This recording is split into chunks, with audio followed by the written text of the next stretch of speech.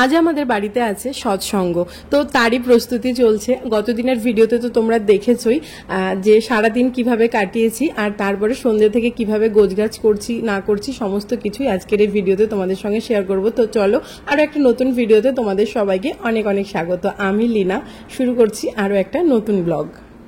তোমার সেবা, তোমার চলা, তোমার চিন্তা, তোমার বলা পুরুষ জনসাধারণের ভিতর যেন এমন একটা ভাবের সৃষ্টি করে যাতে তারা অবনত মস্তকে নতজানু হয়ে সসম্ভ্রমে ভক্তিগদগদ কণ্ঠে মা আমার, জননী আমার বলে মুগ্ধ হয়, বুদ্ধ হয়, তৃপ্ত হয়, কৃতার্থ হয়। তবেই তুমি মেয়ে, তবেই তুমি সতী। পরম প্রেমময় শ্রী শ্রী অনুকূল চন্দ্র ঠাকুরের নারীনীতি থেকে একটি পাঠ আমি তোমাদের পড়ে শোনালাম। আশা করি তোমরা সবাই এর মানে বা গভীরতা অবশ্যই বুঝতে পারবে। আসলে আমাদের মেয়েদের কিভাবে চলা উচিত, কিভাবে বলা উচিত, জীবনে কি করা উচিত, কি করা উচিত না, সমস্ত কিছুই আমাদের ঠাকুরের এই নারী নীতিতে বলা আছে, যে যেগুলো মেনে চললে আমরা ব্যক্তিত্ব সম্পন্ন এবং সম্মানীয় একজন নারী হিসেবে সমাজে সুন্দরভাবে বাঁচতে পারবো, চলতে পারবো। খুব আনন্দ হচ্ছে প্রদীপের, তাই না? এই যে প্রদীপ সাদা পড়েছে যেহেতু গুরুদেবের অনুষ্ঠান, তাই তো আমাদের গুরুদেবের মানে সাদাটাই প্রেফার করে, সাদা সবাই সাদাই পরে, তো সাদা পরে নিয়েছে। চলো, আর আমি না সাদা পরলাম না, না ঠিক আছে চলো। আসলে সাদা শাড়ি পরে না কাজ করাটা একটু চাপের ব্যাপার, আর আমার কাছে অর্ডিনারি সাদা শাড়ি নেই। ওই ভালো শাড়ি আছে, আর সেই ভালো শাড়ি এই গরমের মধ্যে পরে দৌড়াদৌড়ি করতে পারবো। চলো চলো, সাজানো লেট হয়ে যাচ্ছে। চলো দৌড়ে যাই, নিচে বন্ধ করে দাও। হ্যাঁ চলো, আমি সবকিছু তালা টালা দিয়ে। হ্যাঁ আমাদের বাড়িতে সৎসঙ্গ হবে, বলো আপনারা সবাই তাড়াতাড়ি চলে আসবে।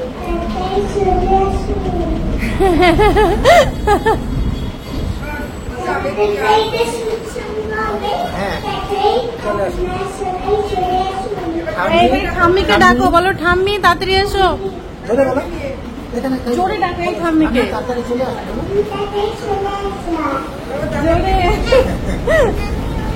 ও এইখান দিয়ে ডাকবে ঠাম্মিকে। চল আমি এবার একটু গুছিয়ে নি। দেখো পোকায় কি, এগুলো কি করবে, এরমই থাকবে তো।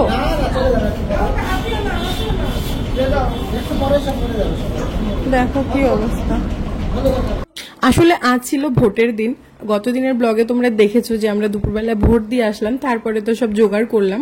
অ্যাকচুয়ালি হুট করেই এই অনুষ্ঠানের মানে আয়োজনটা করা হয়েছে। একদমই মানে প্রদীপ মন্দিরে গেছিল, তো সেদিনই হঠাৎ করে দেখেছি এই ডেটটা ফাঁকা আছে, তো ও এই ডেটটায় বুক করে এসছে যে বাড়িতে একটু সৎসঙ্গ দেবো। আর সৎসঙ্গের জন্য তো সত্যি সেরকম কোনো প্রস্তুতির প্রয়োজনও হয় না, খুব ছোট্ট করে আয়োজন করলেই যথেষ্ট। কোনো প্রসাদের আড়ম্বর, কোনো কিছুর আড়ম্বর প্রয়োজন হয় না, শুধুমাত্র ঠাকুরের নাম, ভালো কথা, ঠাকুরের যে সৎ পরামর্শগুলো যেগুলো নিয়ে আলোচনা হয় সৎসঙ্গের অনুষ্ঠানে, সেইটুকুই মেইন বা গুরুত্বপূর্ণ, আর কোনো কিছুই গুরুত্বপূর্ণ নয় এখানে।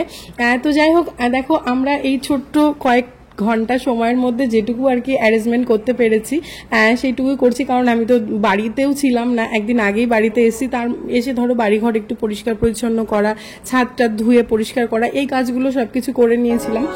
করে তারপরে এই যে সন্ধ্যাবেলায় স্নান করেছি, স্নান করে শাড়িটা পরে চলে এসেছি ঠাকুরের মালাগুলো পরানোর জন্য। কিন্তু এখানে সমস্যা হয়েছে যে সব ঠাকুরের জন্য না সাদা মালা পাইনি, মানে দুটো মালা পেয়েছে, আর একটা ওই বড় মায়ের জন্য মালা পাইনি। এবারে আমার মানে খুব খাইয়ে লাগছিল যে কি মালা পরাবো, তো প্রদীপকে ওটাই বলছিলাম যে তাহলে আরেকটা কোথাও থেকে একটা ঘুরে জোগাড় করা গেল না। বলছে কোথাও মালা নেই, কোথাও নেই, কি করব বলো। আজকে সেরকমভাবে কেউ মাল তোলেইনি, যেহেতু ভোট জানে যে সেরকম কিছু দরকার হবে না।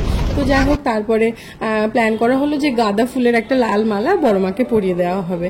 আর এই যে দেখো সব প্রসাদগুলো আমি সব ঢেলে থালায় মানে সুন্দর করে সাজিয়ে এরকম ভাবে ঢেকে রাখলাম। আমাদের সৎসঙ্গে বা ঠাকুরের পুজোতে কিন্তু এরকমই হয়, একটা জায়গায় প্রসাদ দেওয়া হয়, তারপরে সেটাকে ঢাকা দিয়ে দেওয়া হয়, এবং জলের গ্লাসে যে জল দেওয়া হয় সেটাও ঢাকা দেওয়া থাকে এরকম ভাবে। কারণ পরিষ্কার পরিচ্ছন্নতা, পবিত্রতা মানে এই জিনিসগুলো ভীষণ ভালোভাবে মেনটেন করা হয়। আর এই যে দেখো সবাই চলে এসছে মন্দির থেকে, সৎসঙ্গ অনুষ্ঠান আর কি যারা করবেন, তো তারা এসে এবার আমার না পুরোপুরি সাজানোটা কমপ্লিট হয়নি, তো ওই দাদারা আবার মানে একটুখানি সবকিছু রেডি করে দিচ্ছে। আর ফুলদানি মানে ঠাকুরের দুপাশে দেওয়ার যে ফুলদানিটা, পিতলের ফুলদানি, ওগুলো পরিতোষদের বাড়িতে আর কি সব সেট আছে, তো মানে এনে সারা হয়নি, তো ওই জন্য ফুলগুলোকে ওখানে বেঁধে দিল, কারণ টাইমে হচ্ছে সৎসঙ্গ শুরু করতে হবে। শুরু হয়েছে তখন তখন ফুলদানিগুলো নিয়ে এসছে আর কি বাপ্পাদা, তো আর সেটা আর লাগানো হয়নি। তো ওইভাবেই ওই সিংহাসনের দুপাশে সুন্দর করে বেঁধে দেওয়া হয়েছে, দেখতে ভালো লাগছে। মানে দুপাশে একটু ফুলদানিতে দিলেও যেরকম লাগে খানিকটা দেখো ওরম টাইপেরই লাগছে, খুব খারাপ লাগছে না। আর আমি প্রদীপগুলো জেলে দিলাম, আর এইখানে না প্রদীপ জ্বালাতে পারছিলাম না, প্রচুর ফ্যান চলছিল, তার সঙ্গে ছাদের হাওয়া। তো আমি ঘর থেকে আবার প্রদীপ জ্বালিয়ে নিয়ে আসলাম, আর সবাই মিলে প্রণাম করে শুরু হলো আর কি সৎসঙ্গের অনুষ্ঠান। আর অনুষ্ঠানের শুরুতেই হয় আমাদের প্রার্থনা, তারপর পরপর কি কি হচ্ছে তোমরা দেখো, তোমাদের খুব ভালো লাগবে।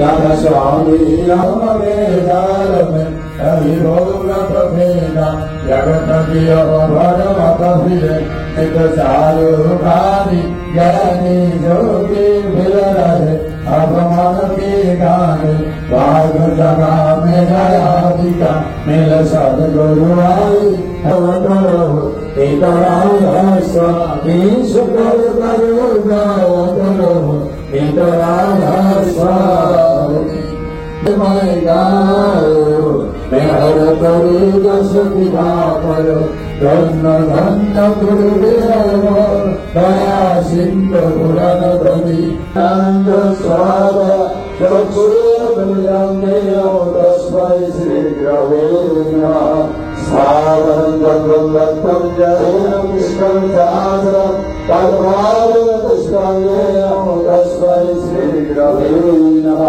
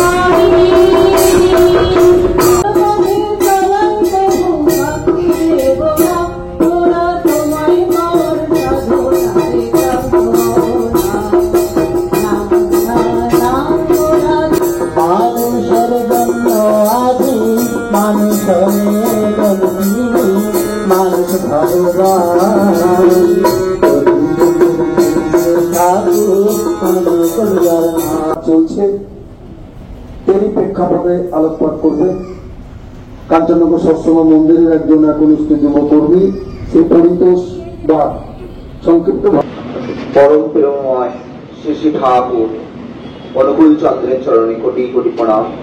সৎসঙ্গে উপস্থিত সকল দাদা এবং মায়েদের রানন্দিত জয়গুরু।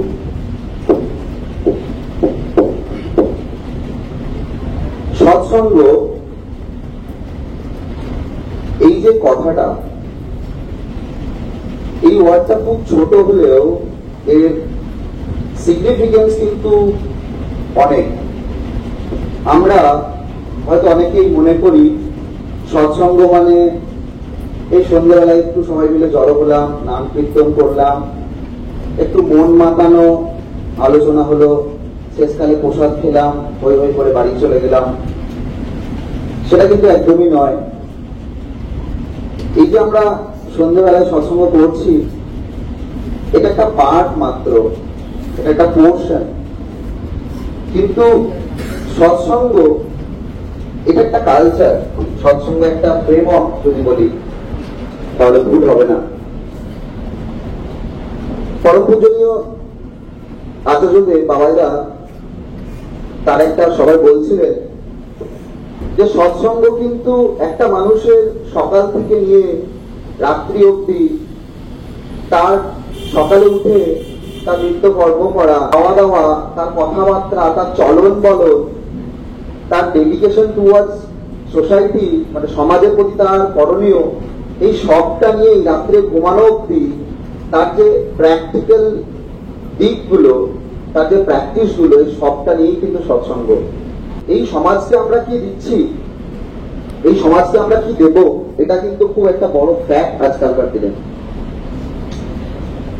আমরা ধর্ম বলে কি বুঝি দিয়েছে, কিরকম? শ্রী ঠাকুর বলছেন যে ধর্ম বলে তাই নিজে বাঁচা বাড়াই যাতে অন্য যোগান পায়। তো শ্রী ঠাকুর কিন্তু এটা বললেন না যে ধর্ম মানে শুধু তুমি খাবে, তুমি পড়বে, তুমি কিভাবে ভালো থাকবে, তোমার উন্নতি হবে, এটা কিন্তু কখনোই না। তোমার সাথে সাথে তোমার পরিপার্শ্বিক কিভাবে ভালো হবে, তারা কিভাবে বাঁচতে পারবে এবং বাড়তে পারবে, তোমার বাঁচা বাড়ার সঙ্গে, এটা নিয়েই কিন্তু সৎসঙ্গ।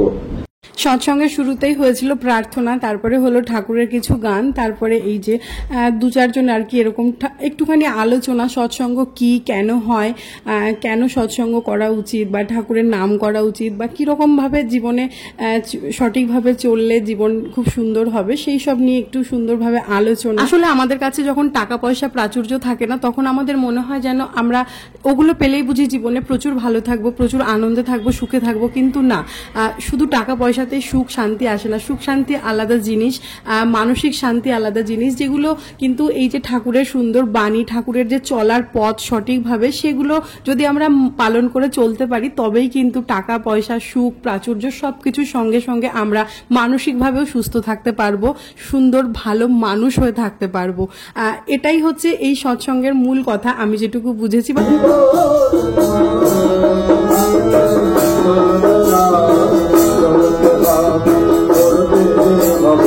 রাধে কৃষ্ণ কৃষ্ণ গোবিন্দ গোবিন্দ রাধে রাধে কৃষ্ণ কৃষ্ণ খুব সুন্দরভাবে অনুষ্ঠান হয়েছে, প্রায় ঘন্টা দুয়েকের অনুষ্ঠান। পুরো অনুষ্ঠান তো এখানে দেওয়া সম্ভব না, এই 14 মিনিটের ভিডিওর মধ্যে সমস্ত কিছু কভার করেছি, একদম একটু একটু করে, মানে 5 সেকেন্ড 10 সেকেন্ড করে, মানে আমি জাস্ট বোঝানোর চেষ্টা করেছি সৎসঙ্গটা কেমন হয়, অনুষ্ঠানটা কেমন হয়। তোমরা কিন্তু অবশ্যই কমেন্টে জানাবে তোমাদের কেমন লাগলো এই অনুষ্ঠান, আর কারা কারা মানে দেখেছো, বা কারা কারা আমাদের গুরু ভাই বা গুরু বোন আছে, অবশ্যই কমেন্টে জানাবে, আর আমার খুব ভালো লাগবে। আর এই দিকে হচ্ছে মানে সৎসঙ্গ হয়ে যাওয়ার পরে সবাইকে যে ঠাকুরের সামনে ভোগ দেওয়া হয়েছিল, সেই প্রসাদগুলো দিয়ে দিচ্ছিলাম হাতে হাতে। তারপরে এই যে একদম ছোট্ট আয়োজন, মানে একটু আর একটা করে প্যাকেটের অ্যারেঞ্জমেন্ট করা হয়েছিল, কারণ সবাই বাড়িতে আসবে, একটু কিছু মানে মিষ্টিমুখ না করালে তো হয় না, তাই না? ওই যে বললাম, আমাদের কিন্তু সৎসঙ্গে প্রসাদের আড়ম্বর কিছু থাকে না, মূল উদ্দেশ্য হচ্ছে ঠাকুরের নাম করা। বাবাকে প্যাকেটগুলো দেওয়ার দায়িত্ব দিয়ে আমরা একটু নিচে আসলাম, কারণ নিচে সবাই রয়েছে, সবার সঙ্গে একটু কথা বলি, সময় দিই, সেই জন্য। দেখো তাহলে কি অবস্থা, অনেক সময় খেয়াল থাকে না, না না প্যাকেট ফেলে দেবো, এটা থাকবে না।